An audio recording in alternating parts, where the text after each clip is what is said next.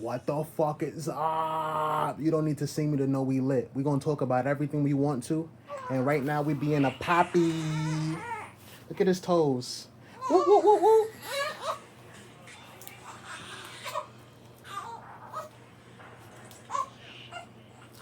Why is he killing your show?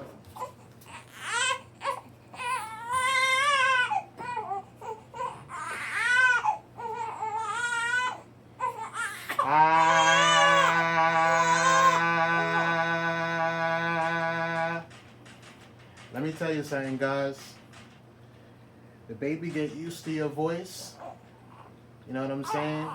Who you are as a person. You start to like it more, you know? Watch this, guys.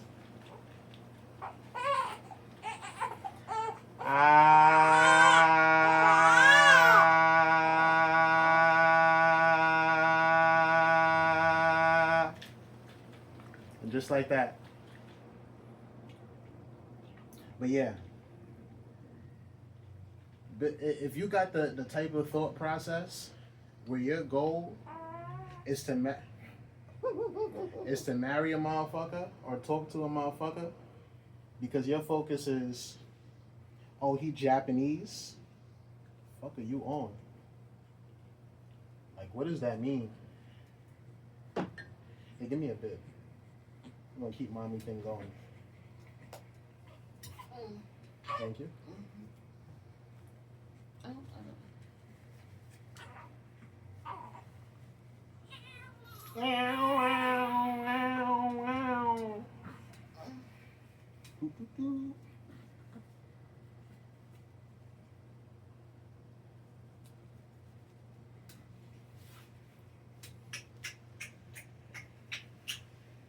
Remember that time you was sucking my nose because you was hungry? Check your temperature, Jay. Nah, I didn't keep this in there long. First of all, look. But I did. I put it on my leg. Okay. I didn't keep it in there long. No, it's comfortable. But yeah, if you trying to date somebody and your idea behind it is, hey, I'm dating this person because they make good kids.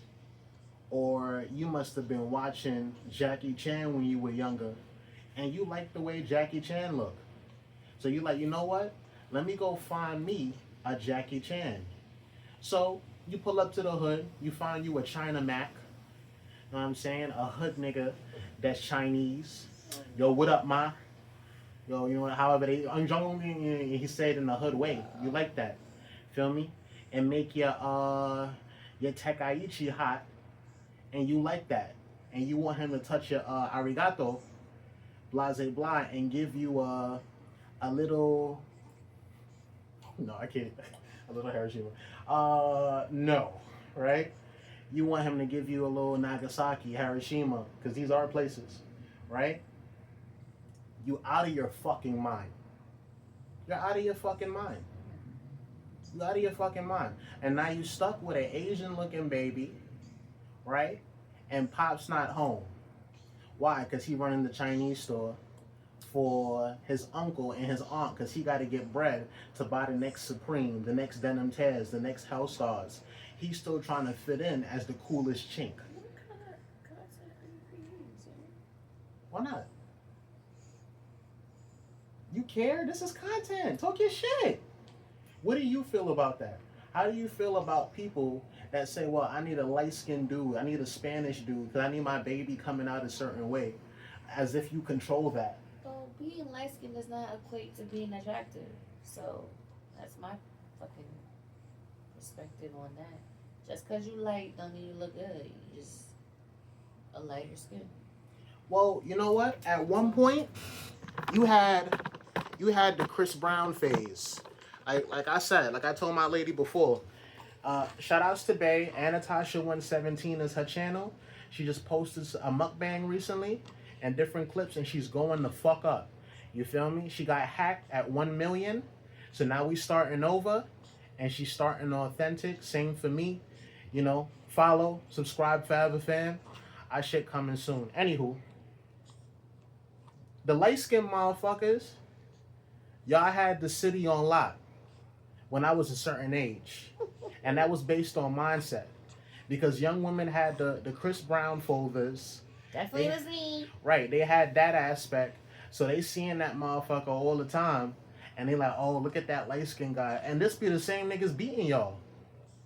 I'm not saying me and my lady didn't go through aspects and I'm dark skinned, but I'm just saying a lot of these light skinned men, they trying to be better bitches.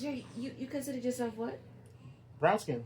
You said dark skin. I heard more. Okay, brown skin. Okay. Okay, y'all. But that's the idea. If you're picking a mate based on looks and imagery, that's a problem. Because you got spiritual reasons and then you got physical reasons. Remember, there's different planes. So if you just choosing based on physical, wait till you see that motherfucker spiritual. If he's a guy that doesn't like to be vulnerable and it's hard for him to be vulnerable, guess what? He want to get his nails done as much as you do. You feel me? He want to make, and mind you, on your dime, and he using your car. That's what them like, nah, because I got a light skinned friend. He mad cool. Shout out to my boy AJ. Well, light skin people getting their nails done is a aspect of good hygiene. I understand. Men get manicures. But if he's spending your money and then you want to get your nails done Saturday and he like, oh, well, I have to go get mine done. Why you want to be a bitch about it? What are you doing then? Why you dating that type of nigga? I mean, you got a baby with him. He wants you to stay home and watch the kid because he got to get his nails done. Mind you, he going out to see Shondelisa, you feel me, his side bitch, his SB, because he going through rough times at home. So he started this argument on purpose. He not going to get his nails done. He just wanted to fuck with you. And it's that narcissistic idea of thinking. And I don't know who I'm speaking for, but I know he exists. So, let me ask you, let's get some questions going. Because I could just put this on Opus. Then they'll clip it up. All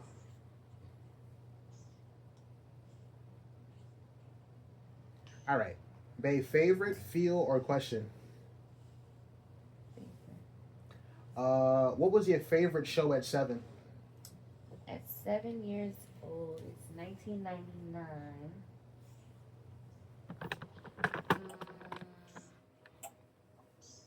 Besides porn, yeah. At 7. What the fuck am I watching? Tom and Jerry. I'm watching. Was all that out? Yeah, I think so. All that was out. When Nick Cannon? At 7, I was living in Co-op City with Valerie. What was I watching? I was watching.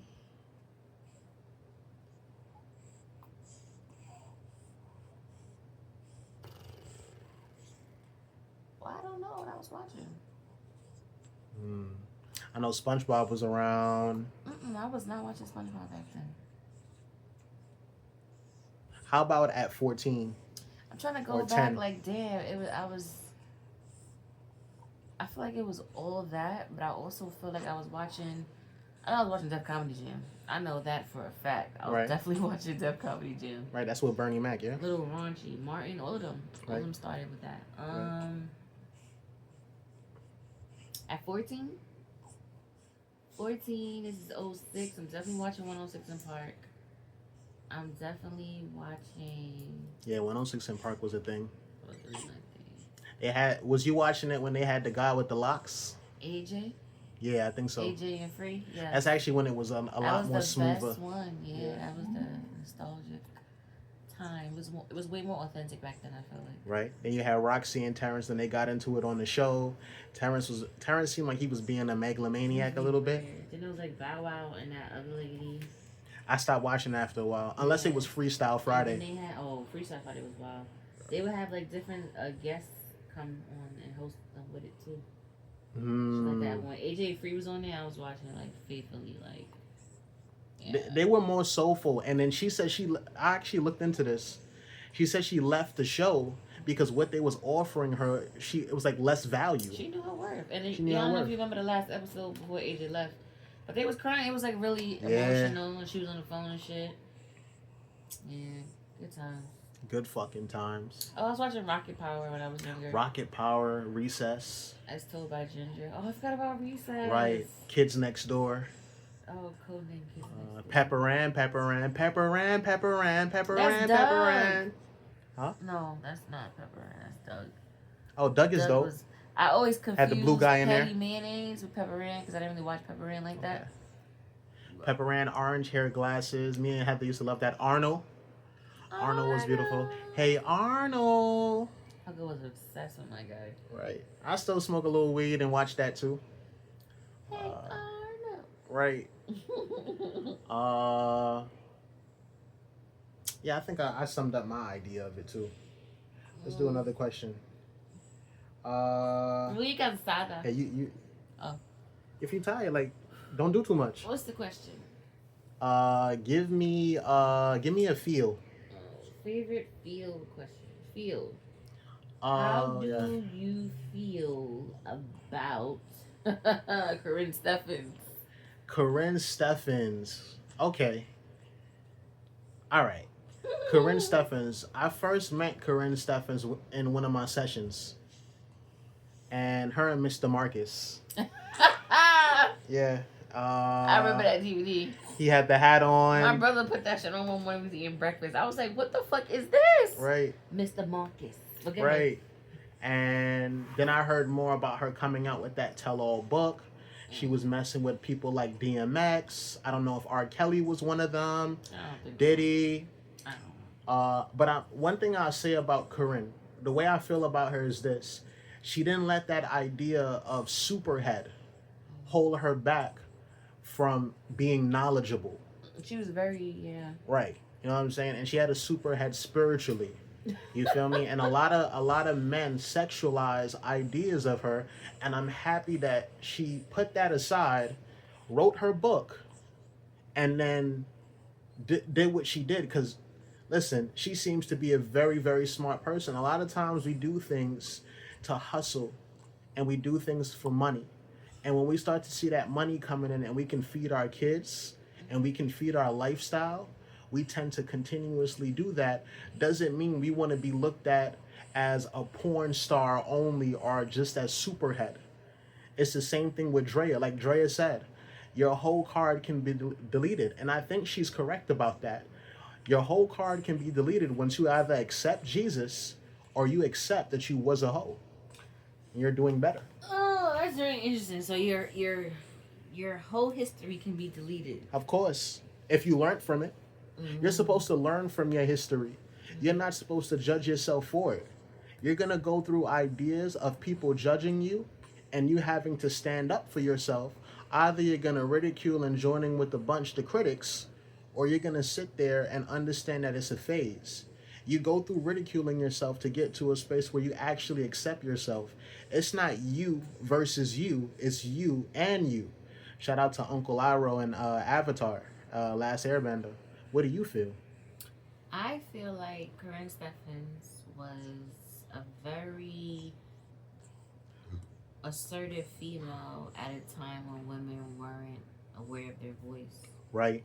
So the aspect of Corinne, I read a couple of her books. Mm-hmm. I read Vindicted, In Love with a Martian. Right. I don't think I read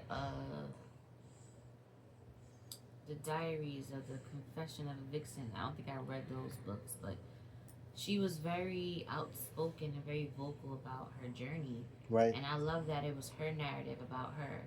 So it's like the idea, like you said, in reference to Drea. So, like, your wholeness is not, it doesn't get deleted, but it's the idea of you accepting, like, yeah, I did that shit. Right. Right. So no one could tell me about my journey. Right. I accepted it. So no one could critique me for what I did. Right. Because I'm one with myself. Exactly. So, I agree with that aspect. I feel like, yeah, I feel like she was very empowered, well, spoken. Like, I remember one time someone, I think it was Vlad, asked her this aspect of her being bisexual. Right. And she was like, well, I don't think I'm bisexual because I've had sex with women, I think I was open to the idea of having a good time. In that moment. Yeah, and it's the idea if I was bisexual, that means I'll be dating women or in a relationship with women. Right.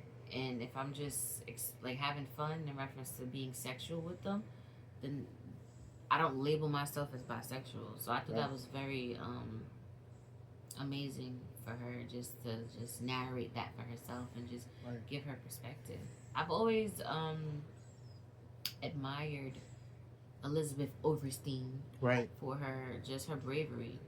Right. Yeah, if that's even her name, Elizabeth Overstein. Right. Because Corinne Stephens is her pen name, I think. Okay. That's the name she used to write books and write shit. Oh It's wow. not like her biological name, I don't think. She got so much names. Superhead, Corinne Stephens. Not sure with the so much names. Right. Let me Right. see. What you want to feel, question, or fave? Feels good. And nice articulation. Yeah. Oh, likewise. Do I want a fucking feel, a favorite, or a question? I don't know. Surprise me. Uh, Where should I go? what is your favorite memory together as a couple? You and I? Yeah. Boom. So it's 2015. We're living at 1037 on East 81st in the fucking Flossie. The Right. Flossie. This is one of my favorite moments Right. as a couple. I'm over for the weekend. Right. I don't think we were a couple yet. Yeah, we were a couple. Okay. No, I was over for the weekend. Did this count? I don't know. Fuck it. I'm Yeah, saying. it could. Go ahead. So I come out the shower and we need weed. Yeah. And it's like I throw on your Ron Bass sweats, my Adidas tracksuit, and we take the transit, Right. and we go to Lower Manhattan, or is that like Williamsburg? We go to Williamsburg to Second Sean's Ave. house, Yeah. and we get weed. I thought that was a dope ass trip because one, the same way I feel right now, I felt then. I was very fatigued, Right. but I was up for the challenge. Right. Like, oh shit, let's go. Right. And then the commute was dope because it was like I was soothed because I had a nice shower. Right. I was very mellow, very calm, Right. and the journey was dope. It was Mm. us. We was chilling, and then we got weed. That's one. Right. Some good ass weed at that. And then Right. the idea of I don't know, us just having an adventure. I love that. It's like a thrill. It's like spontaneous. It was like we don't usually do this, but we gonna do this tonight. Yeah. I love that moment, and that's like a subconscious highlighted memory in my database of us. Like, wow, that feel I felt that night was like a high. It was like a high of like me and my best friend do everything together. Like, we Right. can do anything as long as we together. That's it. Yeah. What about you? I'll speak on that memory too. That was a very, very, very fun memory. It was nice to get to introduce you to Sean, bro, the banker, my bro, running out, got his boxes on. You know, that Coca-Cola was heavy in his nose and his system, Oh God. and or probably that weed. I ain't judging. He was cool as fuck, and it was the idea of his other guy playing the guitar. And you think sometimes, right, that when it comes to people being Caucasian or they got more money than you from how you think it, it's like you never expect their lifestyle to be so authentic. They was all living in a 3-bedroom, small as fuck, but they was still enjoying life. And my boy Sean had worked at Fox 5. Mind you, little story time. I met Sean at the plaza while doing security.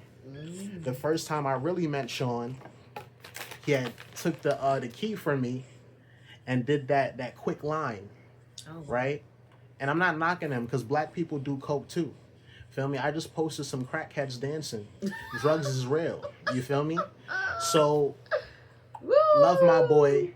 He never overindulged, and when he did, he told me the stories. So it was always dope because I used to work overnight. He used to come chill with me because he used to live across the street. So he'll come chill with me, blah, blah, you know, and then go do his own thing. But we had different conversations about Wu-Tang. We had conversations about music. We had conversations that you would have never even thought.